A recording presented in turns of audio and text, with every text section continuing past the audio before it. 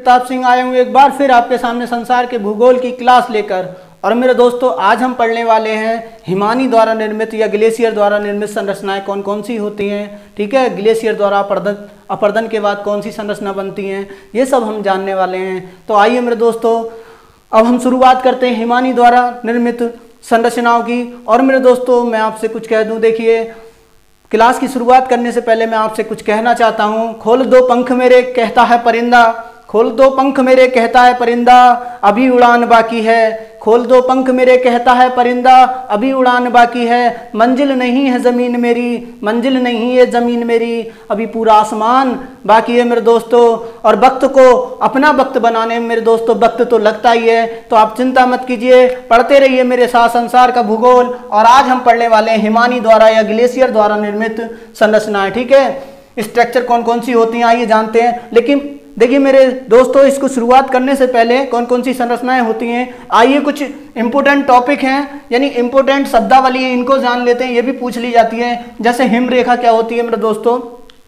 देखिए हिमरेखा क्या होती है मेरे दोस्तों, देखिए मेरे दोस्तों पर्वतों या ध्रुवों पर, ठीक है, या फिर ऐसे शीतोष्ण क्षेत्र जो ध्रुवों के पास होते हैं जहां पर हमेशा बर्फ जमी रहती है मेरे दोस्तों, यानी साल भर में कभी भी वहां पर बर्फ खत्म नहीं होती, थोड़ी बहुत पिघल भी जाती है लेकिन फिर भी खत्म नहीं होती पूर्णतः। तो ऐसे स्थानों को मेरे दोस्तों हिमरेखा कहा जाता है। क्या कहा जाता है मेरे दोस्तों, हिमरेखा कहा जाता है। ध्रुवों के आसपास या ध्रुवों पर या पर्वतों पर स्थित ऐसी जगह मेरे दोस्तों जहां पर हमेशा बर्फ जमी रहती है, साल भर में हमेशा कभी ना कभी बर्फ जमी ही रहती है, कभी भी वहां से हटती नहीं है, चाहे बर्फ कम हो जाए लेकिन कभी भी हटती नहीं है। ऐसी जगह को मेरे दोस्तों हिमरेखा कहा जाता है। अगर बात करें मेरे दोस्तों, देखिए हिमरेखा की अगर हम मेरे दोस्तों ऊंचाई की बात करें तो जैसे जैसे आप मेरे दोस्तों इक्वेटर यानी भूमध्य रेखा से ध्रुवों की ओर जाएंगे, हिमरेखा की ऊंचाई मेरे दोस्तों घटती चली जाएगी।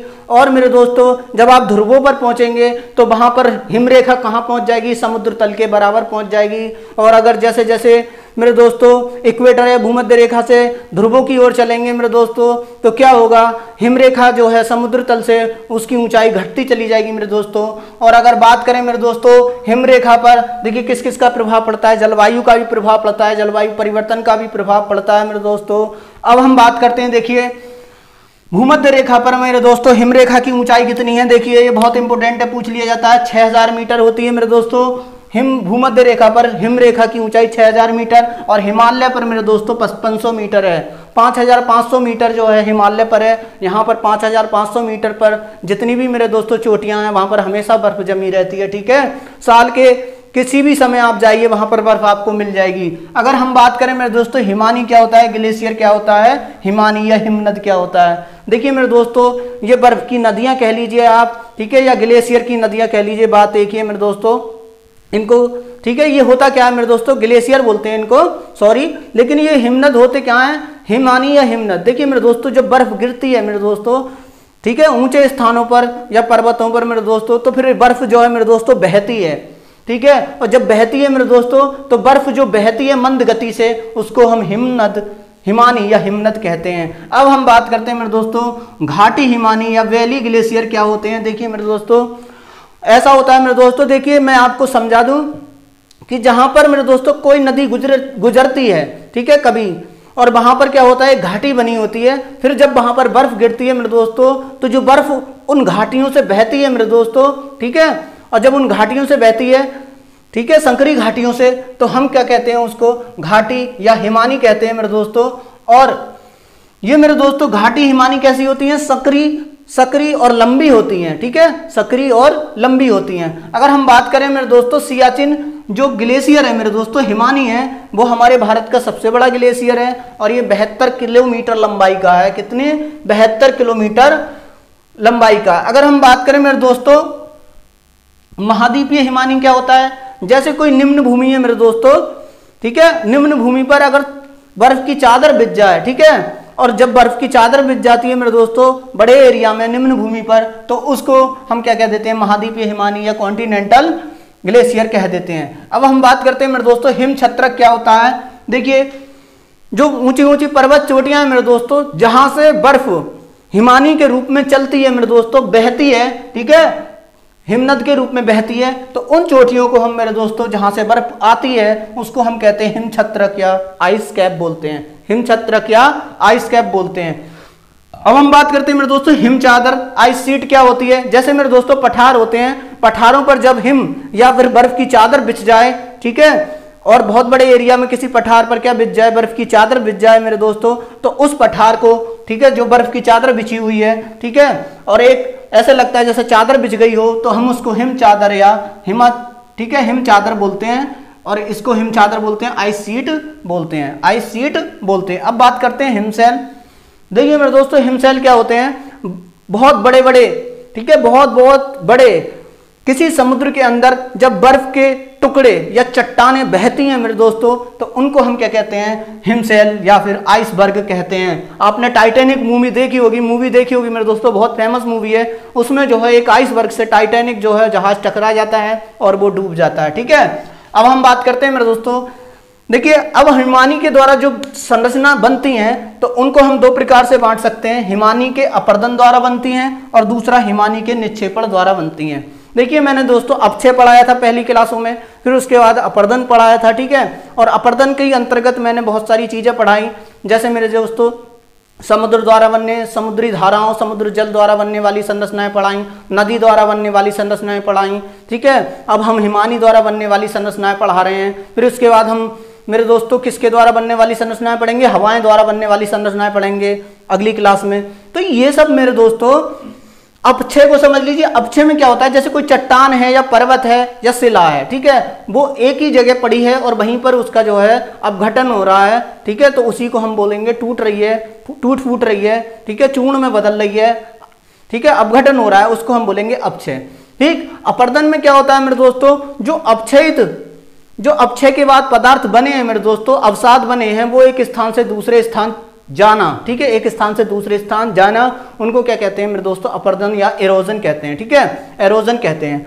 अब हम बात करते हैं मेरे दोस्तों निक्षेपण क्या होता है। देखिए आपने सुना होगा मेरे दोस्तों कि नदी जो है अवसाद लेकर आकर उसने कहीं पर निक्षेपित कर दी, कहीं पर इकट्ठा कर दी, ले जाकर कहीं से कहीं लाकर इकट्ठा कर दी, उसी को हम निक्षेपण कहते हैं, एक जगह छोड़ जाना, ठीक है, एक जगह छोड़ जाना, दूसरी जगह, एक जगह से लाया अवसाद दूसरी जगह छोड़ जाना, जहां वो छोड़ के गई है वो अवसाद क्या कहलाता है, निक्षेपित अवसाद कहलाता है, ठीक है।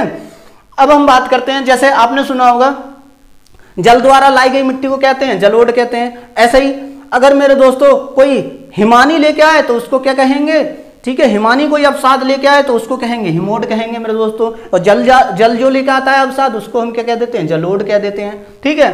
अब हम बात करते हैं हिमानी के अपर्दन। अपर्दन मतलब वो अपर्दित कर रही है किसी चीज को और क्या बना रही है, संरचना बना रही है, हिमानी ग्लेशियर, ठीक। और निक्षेप मतलब वो लेके आई है अवसाद लाने के बाद हिमानी कहीं पर छोड़ रही है, फिर उसके बाद जो संरचनाएं बनेंगी उनको हिमानी के निक्षेपण द्वारा बनी संरचनाएं कहेंगे, ठीक। अब हम बात करते हैं हिमानी के अपर्दन से कौन कौन सी संरचनाएं बनती हैं, इनको अभी हम डिटेल में जानेंगे, विद डायग्राम जानेंगे कैसे बनती हैं। देखिए यू आकार की घाटी मेरे दोस्तों, सबसे पहले यू आकार की घाटी, आपने बी आकार की घाटी और आई आकार की घाटी पढ़ी थी, वो किस में पढ़ी थी मेरे दोस्तों, नदी द्वारा निर्मित संरचनाओं में पढ़ी थी। और अंधी घाटी किस में पढ़ी थी मेरे दोस्तों, अंधी घाटी हमने पढ़ी थी भूमिगत जल द्वारा निर्मित संरचना में पड़ी थी अंधी घाटी।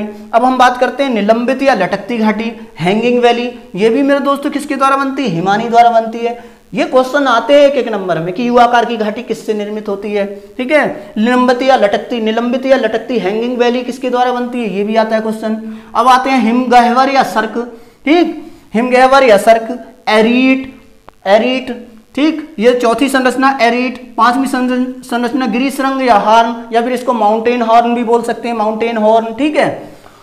नुनाटक, ठीक है, ये पूछे जाते हैं। जैसे मान लीजिए क्वेश्चन आएगा कि नुनाटक संरचना बनती है, अब उसमें ऑप्शन में तुमको मिलेगा मेरे दोस्तों, पहला ऑप्शन मान लीजिए जल, भूमिगत जल द्वारा, समुद्र द्वारा, दूसरा ऑप्शन मिलेगा तीसरा वायु द्वारा और चौथा मिलेगा हिमानी द्वारा, तो आपको चौथा ऑप्शन लगाना पड़ेगा, ठीक।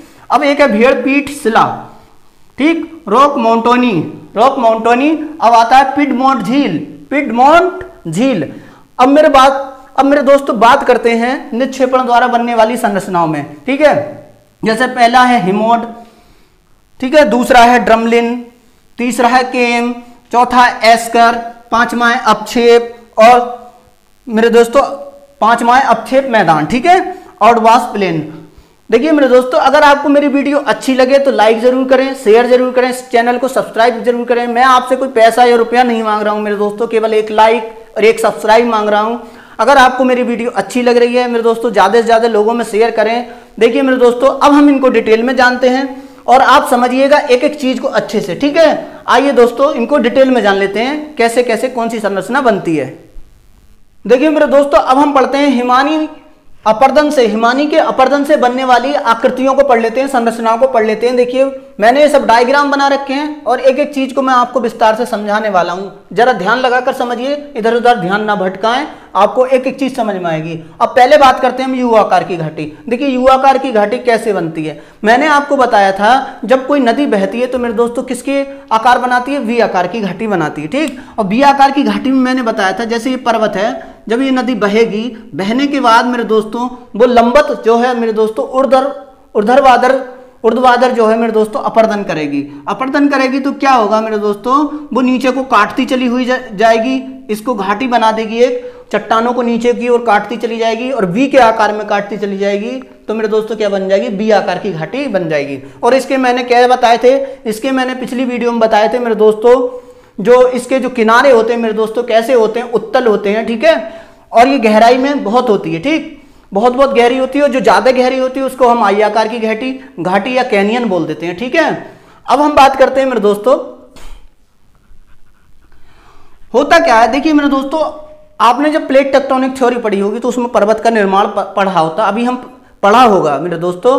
अगर नहीं पढ़ा है तो मेरे दोस्तों आप पिछली वीडियो में जाइए, वहां पर एक एक वीडियो को पढ़ते हुए आइए मेरे दोस्तों। थोड़ा टाइम तो लगेगा लेकिन एक एक चीज आपकी क्लियर हो जाएगी, एक एक चीज आपको बहुत अच्छे से समझ में आएगी। जैसे जैसे आप आगे बढ़ते चले जाएंगे मेरे दोस्तों, भूगोल एक एक टॉपिक बहुत अच्छे से समझ में आएगा।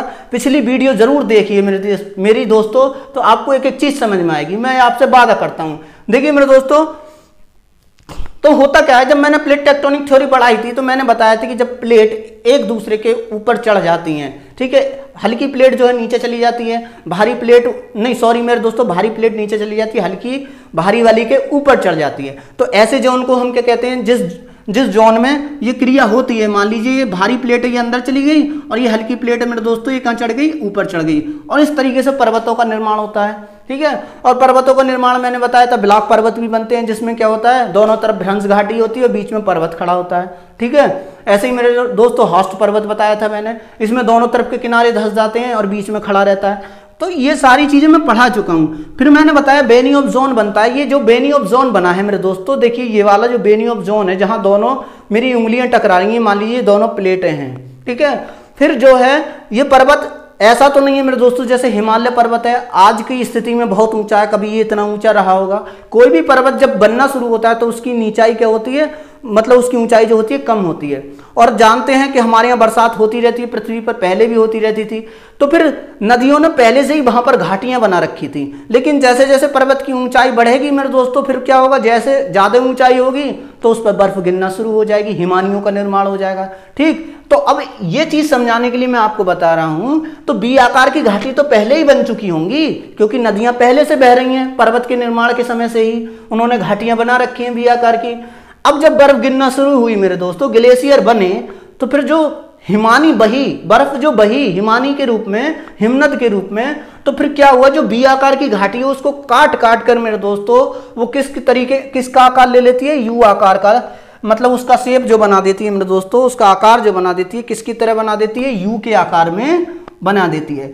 कुछ वैज्ञानिक मानते हैं मेरे दोस्तों, क्योंकि जब हिमनद बहता है तो उसकी जो ऊपर की गति होती है मेरे दोस्तों, ऊपरी सिरे की गति होती है वो तेज होती है, निचले सिरे की गति धीमी होती है, तो वो ऊपर से ही कटान करता हुआ आता है नीचे की ओर, और फिर क्या होता है, वो यू का शेप ले लेता है, यू आकार का शेप ले लेता है, ठीक। ये हो गई यू आकार की घाटी। अब बात करते हैं निलंबित या लटकती घाटी क्या होता है। देखिए हिमनद या हिमानी, ठीक, जब बहते हैं, बहने के बाद क्या होता है, एक बड़ा हिमनद होगा, ठीक, ये बड़ा हिमनद दिखाया है मैंने, ठीक है। मान लीजिए बड़ा हिमनद है, हिमनद मतलब जो ग्लेशियर आ रहा है बहकर, बड़ा है। ये छोटा हिमनद है। देखिए जो जैसे आपने सुना होगा गंगा नदी में छोटी छोटी नदियां आकर मिलती हैं, इसी प्रकार से एक बड़े हिमनद में छोटे छोटे हिमनद आकर मिलते हैं। तो जब छोटा हिमनद बड़े हिमनद से मिलता है, ये बड़ा हिमनद है मेरे दोस्तों, और ये क्या है, छोटा हिमनद है, छोटा हिमनद। जब मेरे दोस्तों ये बड़ा हिमनद छोटे हिमनद से आकर बड़े हिमनद में छोटा हिमनद आके मिलेगा, तो फिर क्या होता है, इस तरीके की एक घाटी बन जाती है। ऐसा लगता है जैसे कोई चीज लटक गई हो, किसी में लटक गई हो। तो ये जो हिस्सा है मेरे दोस्तों, ऐसा लगता है कि ये लटका हुआ है, तो इसी को हम लटकती हुई घाटी बोल देते हैं। ठीक है, अगर फॉर एग्जाम्पल मैं इसकी शेप बनाऊं तो इस तरीके से बनेगी। आप देखिए, ये बड़ा हिमनद है,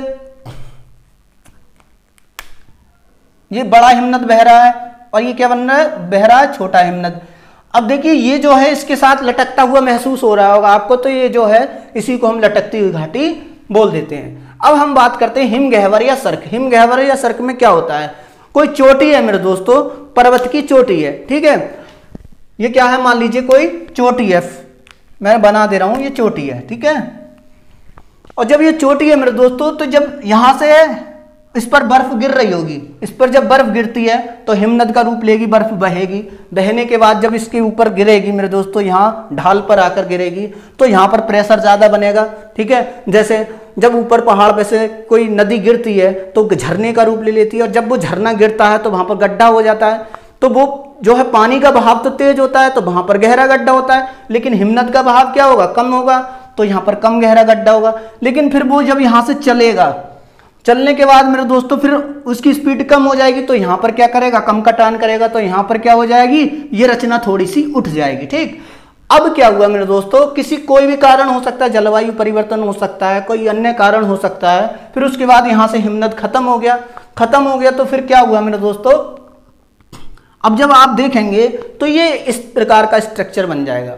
किस प्रकार का स्ट्रक्चर बन जाएगा, इस प्रकार का स्ट्रक्चर बन जाएगा मेरे दोस्तों, और इसी को हम हिमगह्वर या सर्क बोलते हैं। ये किसके आकार का होता है, जैसे आराम वाली कुर्सी आपने देखी होगी मूवी वगैरह में, देखिए कोई लोग बैठते हैं और वो इस तरीके से फ्लैट कुर्सी होती है, ऐसे आपने देखी होगी मेरे दोस्तों। ठीक है, इसमें जो है इस तरीके से आराम वाली कुर्सी होती है और वो हिलती रहती है। ठीक है, तो जब इस आराम वाली कुर्सी का आकार ये होता है, इसी को हम मेरे दोस्तों हिमगह्वर या सर्क कहते हैं। अब मैं बात करता हूं अगली संरचना की मेरे दोस्तों। अगर मेरी वीडियो अच्छी लगी हो मेरे दोस्तों, टॉपिक अच्छे से समझाया हो, तो जरूर लाइक कीजिएगा, जरूर सब्सक्राइब कीजिएगा चैनल को। और सब्सक्राइब करने से ये फायदा होता है मेरे दोस्तों, अगली वीडियो की सूचना भी आपके पास आ जाएगी। आप बेल आइकन को जरूर दबाएं। ठीक है, सब्सक्राइब करने के बाद अब देखिए मेरे दोस्तों, एरीट क्या होता है। मैंने आपको बताया हिमगह्वर या हिमसर्क ये है। ठीक है, अब मैं बताता हूं क्या एरीट क्या होते हैं। देखिए, कोई पर्वत है, ठीक, ये पर्वत है। अब इसमें क्या संरचनाएं बनी, दोनों तरफ इधर भी क्या बन जाए, इधर भी मेरे दोस्तों सर्क बन जाए एक, और इधर भी क्या बन जाए, सर्क बन जाए।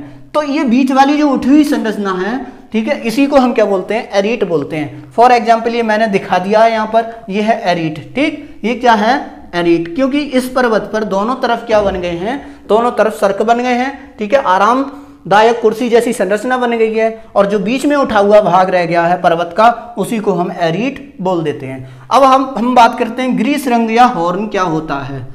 देखिए अंतर क्या है इसमें दो तरफ बने हैं और बीच में उठ गया है भाग। ठीक, इसमें चारों तरफ बनेंगे, ये सर्क क्या बनेंगे, चारों तरफ। देखिए इधर भी सर्क बना है, कोई पर्वत है, इधर भी सर्क बन गया, इधर भी सर्क बन गया, इधर भी सर्क बन गया, और इनकी संख्या ज्यादा भी हो सकती है, चार ही नहीं, मतलब बहुत सारे सर्क बन सकते हैं। ठीक है, इधर भी बन जाए। तो इस प्रकार मेरे दोस्तों क्या होता है, जब ये सर्क बन गए बहुत सारे, तो अब बीच में जो उठा हुआ भाग, ये आप देख रहे होंगे, ये वाला जो भाग है, ये वाला जो भाग है मेरे दोस्तों, इसी को हम ग्रीष्रंग या हॉर्न कहते हैं। ठीक है, माउंटेन हॉर्न कहते हैं। अगर हम बात करें इस पर्वत का उदाहरण, तो देखिए मैटरहॉर्न पर्वत जो है स्विट्जरलैंड का, बहुत फेमस है, टूरिस्टों के लिए बहुत ज्यादा आकर्षित करता है टूरिस्टों के लिए। ठीक है, अब हम बात करते हैं नुनाटक क्या होता है। देखिए मेरे दोस्तों, मैंने बताया कि जब कोई निम्न भूमि हो, ठीक है, या कोई पर्वतीय इलाके में थोड़ा सा मैदान है, बड़ा सा मैदान है, थोड़ा बड़ा हो या ज्यादा बड़ा मैदान हो, वहां पर बर्फ आकर बिछ गई, और उसमें जो है बीच बीच में क्या है, चट्टानें, ठीक है, थोड़ी ऊंची चट्टानें नुकीले आकार की भी हो सकती हैं और गोल आकार भी हो सकती हैं, या फिर मेरे दोस्तों कैप के आकार भी हो सकती हैं। अब वो संरचनाएं हमको दिखाई दे रही हैं मेरे दोस्तों, बर्फ जम गई है, मैदान में जो है उठी हुई संरचनाएं दिखाई दे रही हैं, ठीक है। ये संरचनाएं जो आपको दिखाई दे रही हैं, ये वाली ये, ठीक है, इन्हीं को हम नुनाटक कहते हैं, ठीक है। इसमें ज्यादा समझाने वाली बात है नहीं, नुनाटक आप समझ गए होंगे। अब बात करते हैं भेड़, पीठ या सिला। ये थोड़ा समझने वाला है, इसको समझ लीजिए। भेड़, पीठ या सिला क्या होता है? देखिए, जब हिमनद बहता है, हिमनद बहने के बाद क्या होता है, जब हिमनद बह रहा है उसके सामने कोई अवरोध आ जाए, ठीक है, कोई चट्टान आ जाए, अवरोध पैदा कर दे, फिर क्या होता है मेरे दोस्तों, क्योंकि हिमनद जो है ऊंचाई से आता है, ठीक है, थोड़ा ऊंचाई से आता है, ये चट्टान थोड़ी नीचाई पर है, नीचे है, फिर जब हिमनद बहकर आएगा, ये चट्टान अवरोध पैदा कर रही है, फिर क्या होगा, हिमनद आता रहेगा, बहता रहेगा, क्योंकि वो तो ऊंचाई से आ रहा है, और हिम लगातार जो है, मतलब जो बर्फ है लगातार आइस पड़ रही है, ठीक। फिर जब वो बहेगा, फिर ये चट्टान अवरोध पैदा करेगी, तो फिर क्या होगा, जो बर्फ है वो इसके साथ मेरे दोस्तों चट्टान के साथ क्या करेगी, इधर वाली साइड की बात चल रही है, ठीक है, इधर वाली साइड पे क्या करेगी मेरे दोस्तों, यहां से यहां तक इस वाली साइड पे क्या करेगी, अपघर्षण करेगी, और जब अपघर्षण करेगी मेरे दोस्तों तो क्या होगा, इसका कटान करेगी, लेकिन यहां पर मेरे दोस्तों ज्यादा कटान नहीं कर पाती है, और ये जो है मेरे दोस्तों एक समतल ढलान सा बन जाता है, बहुत अच्छा, ठीक है। और फिर उसके बाद यहां पर स्केटिंग वगैरह भी होती है, आइस स्केटिंग वगैरह, ठीक है। अब उसके बाद क्या होता है, जैसे ही इस चट्टान को पार करेगा हिमनद, तो यहां पर ढलान है, यहां पर तेजी से गिरेगा, ठीक है, और जब तेजी से गिरेगा तो यहां पर तेजी से कटान करेगा, और यहां पर चट्टानें जो है कटान के बाद ऊबड़ खाबड़ हो जाएंगी, और यहां पर ढलान जो होगा बहुत तीव्र होगा, ठीक। तो इस प्रकार ये चट्टान को अगर आप दूर से देखेंगे तो ऐसे लगेगा जैसे भेड़ बैठी हुई है, ठीक है, और इसी को हम ऐसा लगेगा जैसे भेड़ बैठी हुई है, भेड़ की कोई पीठ है, तो इसी को हम भेड़ पीठ शिला कहते हैं मेरे दोस्तों, भेड़ पीठ शिला कहते हैं, ठीक है। अब आप समझ गए होंगे। आगे बात करते हैं पिडमोंट झील क्या होती है। पिडमोंट झील, देखिए मैंने आपको बताया था, देखिए मेरे दोस्तों एक तट बताया था मैंने दोस्तों कि जब तटीय रेखा जो है मेरे दोस्तों कटी-फटी क्यों होती है, ऐसा होता है जब मेरे दोस्तों कोई, जैसे हिमानी का किनारा है और समुद्र का किनारा है, हिमानी है वहां पर समुद्र का किनारा है, तो फिर क्या होगा, कोई निम्न भूमि धस जाए, और धसने के बाद एक कटाफटा तट बनता है, ठीक है। अब उसके बाद क्या हो, ये कटाफटा तट जो बना है मेरे दोस्तों, उसके बाद क्या हो कि ये समुद्र है, अब बीच में समुद्र के बीचों बीच से मान लीजिए कोई जो निम्न भूमि है वो ऊपर उठ जाए, ये भूमि ऊपर उठाई तो इसने क्या कर दिया, ये समुद्र का जो है इधर से ब्लॉक कर दिया समुद्र, और यहां से पानी इधर नहीं आएगा, लेकिन ये वाले एरिया में पानी भरा हुआ है, ठीक है, और ये वाले एरिया में जब पानी भरा हुआ है तो इसी को हम बोलते हैं पिडमोंट झील। क्या बोलते हैं मेरे दोस्तों, पिडमोंट झील बोलते हैं इसी को, ठीक है। अब आपने ये सारी चीजें समझ ली होंगी, ठीक है, और जब मेरे दोस्तों समझ ली हैं तो आइए अब हम आगे पढ़ते हैं निक्षेपण। हिमानी द्वारा निक्षेपित संरचना कौन कौन सी है, निक्षेपण या निक्षेपित अवसाद के द्वारा बनने वाली संरचना कौन सी है, आइए इनको जान लेते हैं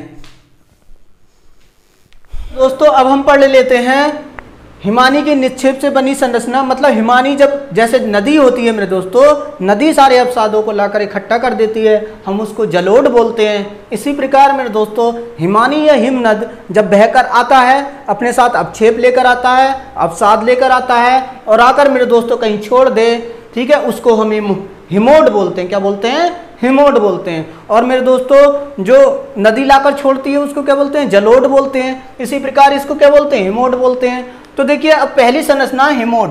हिमोड में क्या हुआ मेरे दोस्तों, कोई जैसे ये हिमानी या हिमनद आया, आने के बाद इसने मेरे दोस्तों ऊंचाई से आया, आने के बाद इसने जितने भी अवसाद हैं, ठीक है मेरे दोस्तों, जितने भी अपरदित पदार्थ हैं आकर लाकर मेरे दोस्तों यहाँ पर अपने जो है तल पर छोड़ दिए, या कहीं भी छोड़ सकता है मेरे दोस्तों, आगे मैदान में छोड़ सकता है, ठीक है। तो इन अवसादों को मेरे दोस्तों जो लाकर इकट्ठा किए हैं अपरदित, ठीक है, अवसाद जो लाकर इकट्ठा किए मेरे दोस्तों, उनको हम क्या कहते हैं, हिमोड बोलते हैं। तो अगर बात करूं मेरे दोस्तों, ये क्या है, हिमोड है, ठीक है, ये सारा क्या है, हिमोड है। अब ड्रमलिन की बात करें मेरे दोस्तों, ड्रमलिन में क्या होता है, जब मेरे दोस्तों कोई हिमानी या हिमनद आता है और ऊपर से ऊंचाई से आ रहा है बहकर, आने के बाद जब वो अपने नितल यानी तल पर आता है मेरे दोस्तों, ठीक है, हिमनद तल पर जब आता है, यानी जैसे ही वो तल पे आता है मेरे दोस्तों, मैदान में आने की कोशिश करता है, मैदान में आ जाता है, तो फिर क्या होता है मेरे दोस्तों, वहां पर जो है जो अवसाद आए हैं, ठीक है, हिमानी के साथ, वो क्या होते हैं, एक संरचना बना लेते हैं और ऐसा लगता है जैसे उल्टी नाभ हो, ठीक है, गुंबदाकार होंगे थोड़े से और उल्टी नाभ की तरह होंगे, या फिर ऐसा समझ लीजिए एक टोपी की तरह होंगे, ठीक है, और वो एक नियमित अंतराल से बन जाते हैं। जैसे यहाँ पर दिखाया, ये बन गया, फिर इसके बाद ये बन गया, ये बन गया, फिर इसके बाद ये बन गया, ये बन गया। तो इस तरीके से कैसे दिखाई दे रहे हैं हमको, उल्टी नाभ की तरह दिखाई दे रहे हैं, ठीक है। इनको हम क्या बोलते हैं, इनको हम क्या बोलते हैं मेरे दोस्तों, ड्रमलिन्स बोलते हैं। अब मेरे दोस्तों जैसे ही हिमानी या हिमनद आगे बढ़ेगा, आगे बढ़ने के बाद वो किसी बड़े मैदान में आ जाएगा, ठीक है, ठीक है, और जब बड़े मैदान में आ जाएगा तो वहां पर क्या होगा मेरे दोस्तों, जब इसकी बर्फ पिघलेगी और पिघलने के बाद यहाँ पर भी मेरे दोस्तों बर्फ पिघलती है और बर्फ पिघलने के कारण ये संरचनाएं बनती हैं। यहाँ पर जब बर्फ पिघलेगी तो जो अवसाद छोड़ेगा मेरे दोस्तों हिमनद या हिमानी, ठीक है, फिर उसके बाद मेरे दोस्तों एक मैदान सा बन जाएगा, ठीक है, और इसी को हम अक्षय मैदान कहते हैं। वहां पर छोटे मोटे आपको जो है उभार नजर आएंगे और ये भी हो सकता है नहीं भी नजर आए, पूरा एक चौरस मैदान नजर आएगा, ठीक है, उसको हम अक्षय मैदान कहेंगे। और ये किससे बना होता है, हिमोड से बना होता है, जो कि किसके जरिए आते हैं, हिमनद या हिमानी के जरिए अवक्षेप के रूप में आते हैं, जो छोड़ दिए जाते हैं, ठीक है। अब हम बात करते हैं केम क्या होते हैं। देखिए जैसे किसी मैदान में उसने अपना जैसे जल पिघला मेरे दोस्तों, मतलब हिमानी पिघला, पिघलने के बाद जल में कन्वर्ट हुआ, तो उसके बाद जब वो अपना हिमोड या अवसाद छोड़ता है, ठीक है, तो उसके बाद जब मैदान बनता है, मैदान में कहीं कहीं हमको, ठीक है, हिमोडों के जो है, अवसादों के जो है छोटे छोटे ग्रुप से नजर आते हैं। जैसे यहाँ पर दिखाई दे रहे हैं, छोटे छोटे ग्रुप से नजर आएंगे मेरे दोस्तों। और जब ये ग्रुप से नजर आएंगे तो इनको हम क्या कहेंगे मेरे दोस्तों, इनको हम कहेंगे केम, ठीक है, इनको क्या कहेंगे मेरे दोस्तों, केम कहेंगे। अब एस्कर की बात करें, एस्कर क्या होते हैं मेरे दोस्तों, जैसे अक्षय मैदान है, मैदान में क्या होता है मेरे दोस्तों, जो निक्षेप होते हैं, जो निक्षेप छोड़े जाते हैं या जलोढ़ छोड़े जाते हैं मेरे दोस्तों, अवसाद छोड़े जाते हैं, वो कहीं कहीं क्या होते हैं, टेढ़े मेढ़े आकार में जम जाते हैं। और टेढ़े मेढ़े आकार में जम जाते हैं तो मेरे दोस्तों उन्हीं को हम एस्कर बोलते हैं, ठीक है। और जो है इन एस्करों से मेरे दोस्तों जलमार्ग, ठीक है, वो सॉरी जलमार्ग नहीं, रेल मार्ग, सड़क मार्ग गुजारे जाते हैं पहाड़ों पर मेरे दोस्तों, तो इन्हीं को हम क्या कहते हैं, एस्कर कहते हैं। इसी के साथ मेरे दोस्तों आज की मैं ये वीडियो समाप्त करता हूं। अगर वीडियो आपको अच्छी लगी हो तो लाइक जरूर करिए, अगर आपको ये वीडियो अच्छी लगी हो शेयर कीजिए मेरे दोस्तों, और चैनल को सब्सक्राइब कीजिए, मुझको सपोर्ट कीजिए मेरे दोस्तों। मैं आपके ऊपर बैठा हूं और आप मेरे ऊपर बैठिए मेरे दोस्तों, मैं आपको अच्छे से अच्छा कंटेंट दूंगा।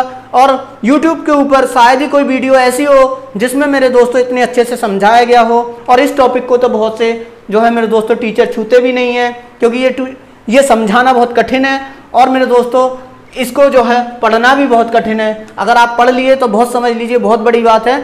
और इसी के साथ मैं वीडियो समाप्त करता हूं। थैंक यू, धन्यवाद। और जल्दी आपके सामने नई वीडियो आने वाली है, और वो भी आएगी किसके ऊपर मेरे दोस्तों, वायु द्वारा निर्मित संरचनाओं के ऊपर आएगी। थैंक यू, धन्यवाद। जय हिंद, जय भारत।